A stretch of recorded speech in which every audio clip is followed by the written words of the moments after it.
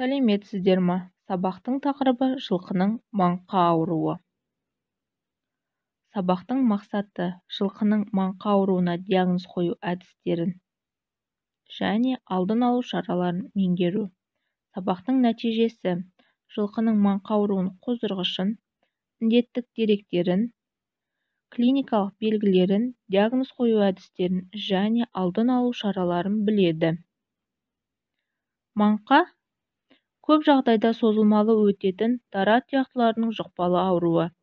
Кілегейлі қабықтарында, теріде және ішкі органдарында кариозды ыдырау мен ойық жаралардың пайда болуымен сипатталады.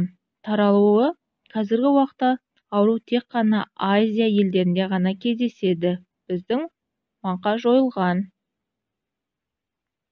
Қоздырушысы қозғалмайтын, спора құрмайтын фам теріс таяқша. Глицерин қосылған, әдетте қоректік орталарда 37 градуста өседі. Сыртқы орта қоздырушысы төзімсіз.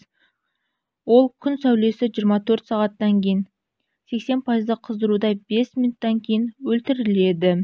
Кептірілген мұрынның кілегейлі қабығында бактериялар 7-15 күнге дейін, суда және шіріп жатқан материалда 14-30 күнге дейін, есепте 4 сағатқа кейін өледі.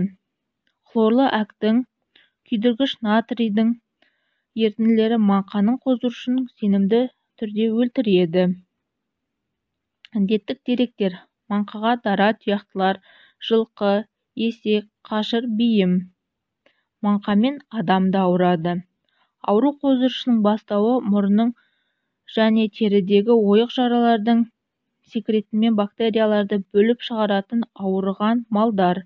Сау малдар аурумен бірге күтіліп бағылғанда, кейде шағылысқанда, жыныс органдары арқылы инфекцияланған жем, шөп, су, күтімді заттар арқылы, сондай-ақ респираторлық жолмен жұғады. Аурудың таралуына жеткіліксіз желденетін ылғалды тар қоралар малдардың күтіп бағу себеп болады. Жылқы жайылымда болса, ауру баяу таралады.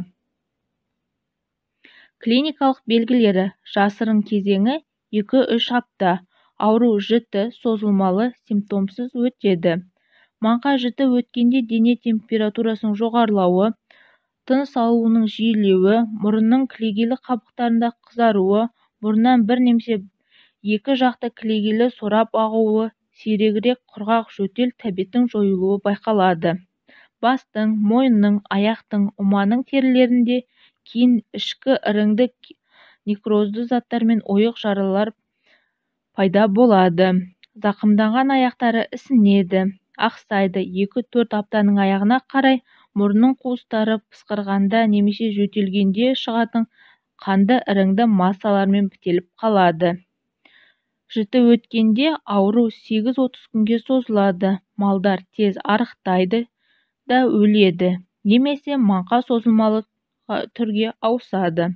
Маңқаның созылмалы өтуі тұрақсыз типті қызбамен, арықтаумен, әлсіздікпен, сирегірек құрғақ жөтелмен сипатталады.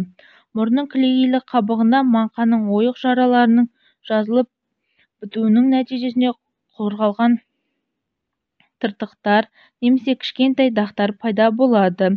Ауру бірнеше айдан жылға созылады. Мұндай малдарда инфекциялар бар екендігі серологиялық және аллергиялық тексеруден анықтайды. Жытқыштарда маңқа жіті өтеді. Негізгі белгілері: ақсау, мұрынның кілегейлі іріңді немесе қанды сора ағу, мұрынның, қырының, аяқтардың және құйрықтың терілерінде ойық жаралар пайда болады. Өлікседегі өзгерістер: жануарлардың өлікселері арық, теріде, мұрынның қуысында, көмекейде, кеңіректе ойық жаралар, тыртықтар болуы мүмкін. Ішкі органдарының тары тәрізді орман жаңғағының мөлшерінде ақшыл сұр маңқаның түйіршіктері болады. Өкпеде іріңді ошақтар немесе некроздың ыдырауы бар қызыл гепатиттенген телімдер көрінеді. Маңқа созылмалы немесе симптомсыз өткенде өзгерістер: өкпе немесе сөл түйіндері, жекеленген әктену түйіршіктері, шектеліп қалуы мүмкін. Егер диагноз малдың тірі кезінде қойылған болса, өліксені шығару ұсынылмайды. Диагноз: клиникалық белгілері жақсы білінетін ауру жіті түрде өткенде маңқаны ажырату қиын емес. Алайда белгілерінің бір компоненті сирек кездесетін арнайы диагностикалық тексерулер жүргізіледі. Қазіргі уақытта аллергиялық және серологиялық тексерулер нәтижесінде диагноз қойылады. Аллергиялық тексеруді толықтандырушы көрсеткіш ретінде инфекциялық асқынулар пайда болады. Маңқаның аллергиялық диагностикасы үшін маленин пайдаланылады. Көз сынамасы маңқаның активті де жасырын да өтуін анықтайды. Мандам, сақау, мұрын және қосалқы қуыстарының кілегейлі қабының созылмалы катаральды есебінен шығарылады. Мандам және сақауда ойық жаралар мен абсцесстердің алынған іріңді зерттеу арқылы қоздырғышын табуы мүмкіндік береді. Белгісіз жағдайда міндетті түрде көзді малениндеу жасалынады. Маңқамен ауру малдары емдеуге тыйым салынады. Сақтық және күресу шаралары. Маңқаны енгізбес үшін шаруашылықта клиникалық дені сау және малениндеуге теріс нәтиже берген тек қана аурудың сәтті шаруашылықтарға алынған малдар әкелінеді. Әкелінген малдар карантинге 30 күнге немесе маңқаға қайтадан тексеріледі. Барлық шаруашылықтар жылқының бір рет, ал аурудан сәтсіз шаруашылықтар жылына 2 рет дара тұяқты бүкіл мал малениндеуден және клиникалық тексеруден өткізіледі. Қоралар, күтім заттары мен жабдықтар тазаланып, дезинфекция жасалынады. Маңқа малдары шыққан қораларда көң төсеніштер, жем, шөп қалдықтары дезинфекциялық ерітінділермен суланып шығарылады және өртеліп жіберіледі. Басқа көң биотермиялық жолмен 2 ай бойы зарарсыздандырады. Дезинфекция әр 15 күн сайын 3% хлорлы бар хлорлы әктің тұндырылған ерітіндісімен күйдіргіш натрийдің 3% ерітіндісімен жасалынады.